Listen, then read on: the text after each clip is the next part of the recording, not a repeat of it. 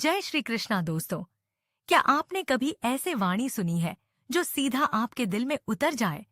आज के इस वीडियो में हम जानेंगे देश की 5 सबसे प्रसिद्ध महिला कथावाचकों के बारे में, जिनकी कथा सुनकर मन शांत हो जाता है और आत्मा को सच्ची भक्ति का अनुभव होता है। तो आइए शुरू करते हैं इस आध्यात्मिक यात्रा को। तो इस वीडियो को अंत तक ध्यान से देखें।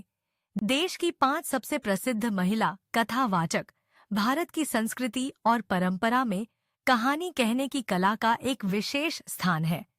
युगों से महिला कथावाचकों ने अपनी प्रतिभा और कौशल से श्रोताओं को मंत्रमुग्ध किया है। उनकी आवाज में जादू है जो हमें एक अलग दुनिया में ले जाती है, जहां कल्पना और वास्तविकता का संगम होता है। इन महिला कथावाचकों में से कुछ ने अपनी अनूठी शैली और अभिव्यक्ति के कारण देश विदेश में ख्याति अर्जित की है। वे न केवल मनोरंजन करती हैं, बल्कि अपनी कहानियों के माध्यम से समाज को एक नई दिशा भी देती है। उनकी कहानियां हमें हमारी जड़ों से जोड़ती हैं, हमारी संस्कृति और विरासत को संजोती है। इस लेख में हम भारत की 5 प्रसिद्ध महिला कथावाचकों की झलक पाएंगे।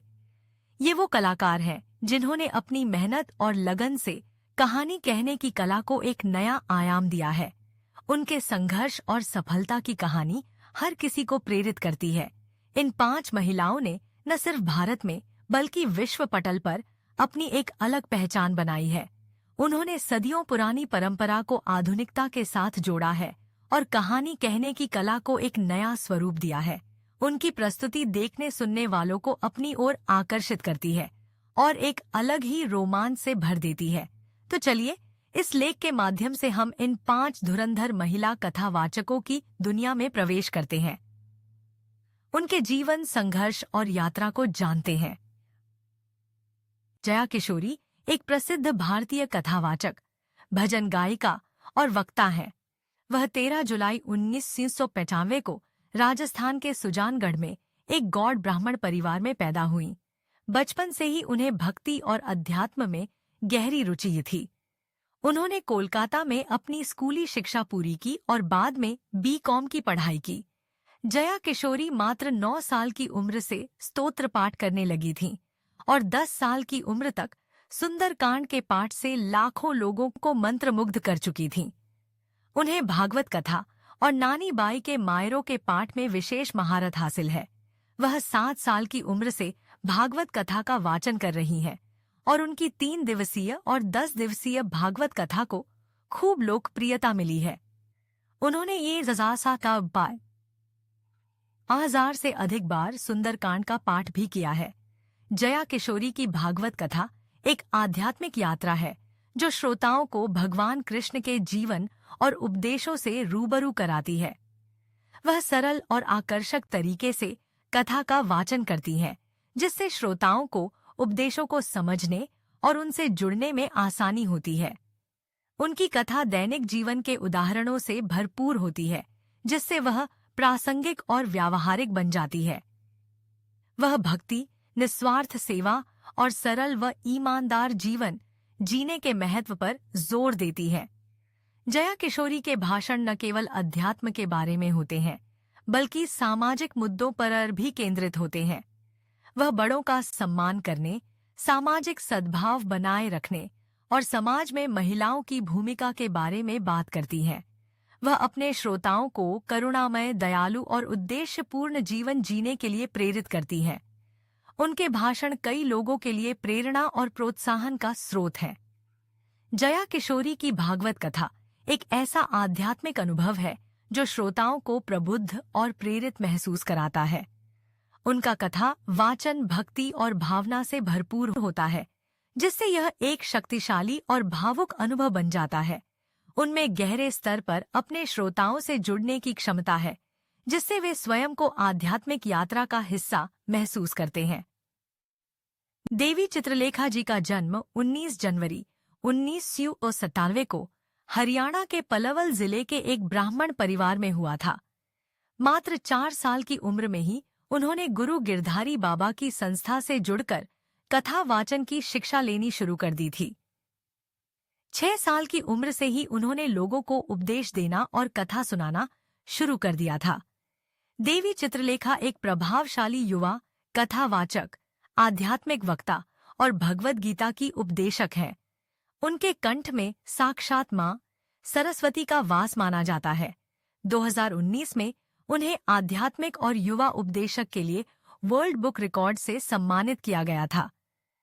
मई 2017 को 20 वर्ष की उम्र में उन्होंने माधव तिवारी उर्फ माधव प्रभु से विवाह किया, जो छत्तीसगढ़ के बिलासपुर के रहने वाले हैं।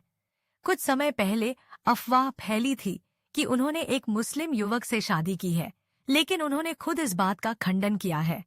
आज देवी चित्रलेखा जी भारत की सबसे कम उम्र की लोकप्रिय कथावाचकों में से एक हैं। वे टीवी और सोशल मीडिया के माध्यम से लाखों लोगों तक अपना संदेश पहुंचाती हैं। उनकी कथाओं और उपदेशों से प्रभावित होकर अनेक लोग उन्हें फॉलो करते हैं। देवी कृष्णप्रिया जी एक प्रसिद्ध कथावाचक और प्रेरक वक्ता हैं। वे 26 जनवरी 1997 को मथुरा, उत्तर प्रदेश में एक धार्मिक ब्राह्मण परिवार में पैदा हुईं। उनके पिता एक पुजारी हैं और उनका परिवार धार्मिक मान्यताओं और प्रथाओं में गहराई से जुड़ा हुआ है। बचपन से ही कृष्णप्रिया जी को धार्मिक गतिविधियों में रुचि थी और 4 साल की उम्र में ही उन्होंने नियमित रूप से आरती करना शुरू कर दिया था। कृष्णप्रिया जी के दादाजी एक पुजारी थे और वे उन्हें भागवत कथा, महाभारत, रामायण और कृष्ण लीला जैसी हिंदू पौराणिक कथाएं सुनाया करते थे। इससे उन्हें इन ग्रंथों की गहन जानकारी प्राप्त हुई। 13 साल की उम्र में ही वे धार्मिक प्रवचन देने लगी थीं और उनके ग्रंथों के ज्ञान और समझ की व्यापक सराहना होने लगी। कृष्णप्रिया जी देश के विभिन्न हिस्सों में धार्मिक कार्यक्रम आयोजित करती हैं। उन्होंने 380 से अधिक महाज्ञान यज्ञ किए हैं, जो ज्ञान फैलाने और आध्यात्मिक विकास को बढ़ावा देने के लिए धार्मिक आयोजन होते हैं। वे गरीबों के लिए सामूहिक विवाह और कमजोर वर्गों के बच्चों को शिक्षा प्रदान करने जैसी सामाजिक सेवा गतिविधियों में भी सक्रिय रहती हैं। कृष्णप्रिया जी एक प्रतिभाशाली गायिका भी हैं और उन्होंने कई भक्ति एल्बम जारी किए हैं। वे लंदन, सिंगापुर और कनाडा सहित दुनिया के विभिन्न हिस्सों में भजन गाती हैं और कॉन्सर्ट देती हैं। उनकी मधुर आवाज और भक्ति ने उन्हें एक बड़ा अनुयायी समूह दिया है। पलक किशोरी जी, जिन्हें शांभवी मिश्रा के नाम से भी जाना जाता है, भारत के मध्य प्रदेश राज्य के सतना शहर में एक धार्मिक हिंदू परिवार में पैदा हुईं। उनका जन्म 24 दिसंबर 2005 को हुआ था। ये अभी 12वीं कक्षा की छात्रा हैं और धार्मिक ग्रंथों और कथाओं के प्रति गहरी रुचि रखती हैं। 2021 के लॉकडाउन के दौरान सिर्फ 16 साल की पलक ने अपना पहला सार्वजनिक कथा वाचन दिया था, जिसने सुनने वालों की एक बड़ी संख्या को आकर्षित किया। उनके संगीतमय और प्रेरणादायक भाषणों ने कई लोगों के हृदय को छू लिया है और उन्हें प्रसिद्ध कथावाचक जया किशोरी से तुलना की जाती है। पलक की कथा वाचन की शैली सरल, प्राकृतिक और आकर्षक है और वे हास्य और उदाहरणों का उपयोग करके अपने दर्शकों से जोड़ती हैं। उनका जीवन का लक्ष्य लोगों को आध्यात्मिकता और भक्ति की ओर मार्गदर्शन करना है। वे मानती हैं कि कथा वाचन लोगों को प्रेरित और शिक्षित करने का एक शक्तिशाली साधन है और वे इसे विश्वास, प्रेम और करुणा के महत्वपूर्ण संदेश पहुंचाने के लिए उपयोग करती हैं। उनके कथा वाचन की शैली अद्वितीय और मनोहारी है। वे सरल भाषा और संबंधित उदाहरणों का उपयोग करके जटिल विचारों को व्यक्त करती हैं, जिससे वे सभी आयु और पृष्ठभूमियों के लोगों के लिए सुलभ हो जाते हैं। उनकी हास्य और बुद्धिमत्ता से उनका दर्शक संलग्न रहता है और उनके प्रेम और भक्ति के संदेशों की गूंज कई लोगों के साथ गूंजती है। पलक की कथा वाचन की कला सिर्फ मनोरंजन के बारे में नहीं है, यह परिवर्तन को प्रेरित करने के बारे में है। वे अपने मंच का उपयोग सकारात्मक मूल्यों को प्रमोट करने और अपने दर्शकों को खुद के प्रति और दूसरों के प्रति अधिक दयालु, अधिक सहानुभूतिपूर्ण और अधिक प्रेमी बनने के लिए प्रोत्साहित करने के लिए करती है। उनके संदेश हिंदू दर्शन और शिक्षाओं में गहराई से जड़े होते हैं और वे उनका उपयोग अपने श्रोताओं को मार्गदर्शन और सहारा प्रदान करने के लिए करती हैं। देवी नेहा सरस्वत भारतीय आध्यात्म की दुनिया की एक उभरती हुई स्तर है। उनका जन्म 26 जून 1997 को उदयपुर, उत्तर प्रदेश, भारत में एक मध्यम वर्गीय परिवार में हुआ था। उनकी शिक्षा Chiranjilal girls inter college, Aligarh, Uttar Pradesh से हुई थी। बचपन से ही उन्होंने अपना ध्यान भगवान की आराधना में व्यतीत करना शुरू कर दिया था। उन्होंने पहली बार 8 साल की उम्र में श्रीमद् भागवत गीता का पाठ किया था।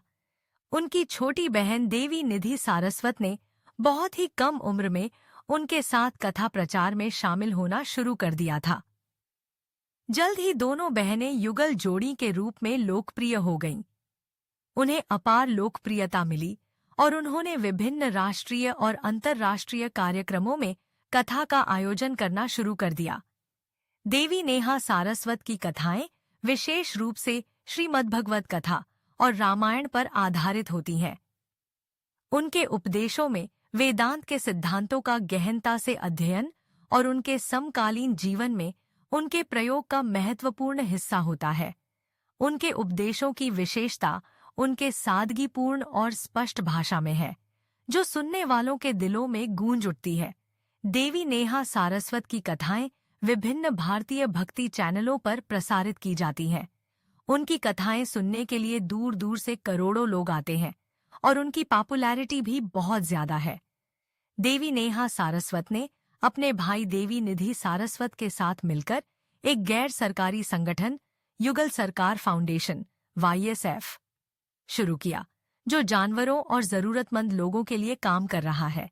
अगर आपको यह जानकारी उपयोगी लगी हो और आप चाहते हैं कि श्री कृष्णा की कृपा हर घर तक पहुंचे, तो इस वीडियो को लाइक करें, अपने परिवार और मित्रों के साथ शेयर करें और ऐसे ही धार्मिक ज्ञान से जुड़े वीडियो के लिए हमारे चैनल जनभक्ति को सब्सक्राइब करना न भूलें। जय श्री कृष्णा।